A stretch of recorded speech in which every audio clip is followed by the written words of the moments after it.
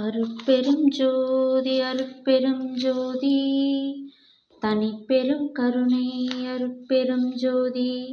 நேயர்கள் அனைவருக்கும் வணக்கம். இதுவரை நம்ம சேனலை சப்ஸ்கிரைப் பண்ணாதவங்க மறக்காமல் சப்ஸ்கிரைப் பண்ணுங்கள். பக்கத்தில் இருக்க பெல் பட்டனை கிளிக் பண்ணுங்கள். ஆல் என்ற ஆப்ஷனை கிளிக் பண்ணுங்கள். நம்ம பப்ளிஷ் பண்ணுற ஒவ்வொரு வீடியோவும் நோட்டிஃபிகேஷனாக வரும். உங்களுக்கு நேரம் கிடைக்கும்போது நம்ம பதிவை பார்த்து தெரிஞ்சுக்கலாம்.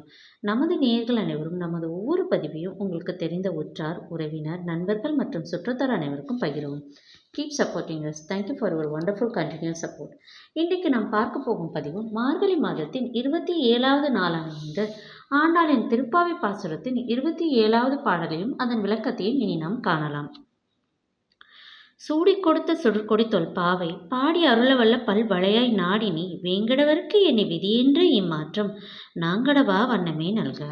அதாவது பூமாலைகளை முதலில் நீ அணிந்து அழகு பார்த்த பிறகு ஸ்ரீவில்லிபுத்தூரில் உள்ள இறைவனுக்கு கொடுத்த ஒளி வீசும் கொடி போன்றவளே, பழமையான பாவை நோன்புக்குரிய பாசுரங்களை பாடி அருளியவளே, பல வளையல்களை அணிந்தவளே, திருவேங்கடத்தில் கோயில் கொண்டுள்ள இறைவனுக்கு என்னை தருகே என்று நீ ஆராய்ந்து கூறினாய். நீ கூறிய சொல்லை நாங்கள் மீறாத பாவை நோன்பு நோர்க்கு அருள் புரிவாயாக. ஆண்டாள் திருவடிகளே சரணம் என்று கூறி திருப்பாவை பாசுரத்தின் 27வது பாடலை இனி நாம் காணலாம். கூடாரை வெல்லும் சீர்கோவிந்தா உன் தன்னை பாடை பறை கொண்டு யாம் பெரு சம்மானம் நாடு புகழும் பரிசினால் நன்றாக சூடகமே தோள்வளையே தோடே சிவிப்பூவே பாடகமே என்றனைய பல்கலனும் யாம் அணிவோம் ஆடையுடுப்போம் அதன் பின்னே பார்சோறு மூடனை பெய்து முழங்கை வழிவார கூடியிருந்து குளிர்ந்தேலோரெம்பாவாய். எதிரிகளை வெற்றி கொள்ளும் சிறப்புமிக்க கோவிந்தனே, நல்வழிக்கு வராதவர்களை வெல்லுகின்ற சிறப்புகளை உடைய கோவிந்தா, உன்னை பாடி அருளை பெறுவோம். உன்னிடமிருந்து நாங்கள் பெறும் சன்மானம் பொருள் என்ன தெரியுமா? நாட்டு மக்கள் வியக்கும் வளையல்கள், அதாவது சூடகம், தோள்களில் அணியும் தோள்வளை, காதில் அணியும் தோடுகள் மற்றும் பூக்கள், பெண்கள் கால்களில் அணியும் அணிகலன்கள் மற்றும் இவை போன்ற பல அணிகலன்கள், இவற்றை நாங்கள் அணிவோம். நீ எங்களுக்கு தரும் ஆடைகளை உடுத்திக் கொள்வோம்.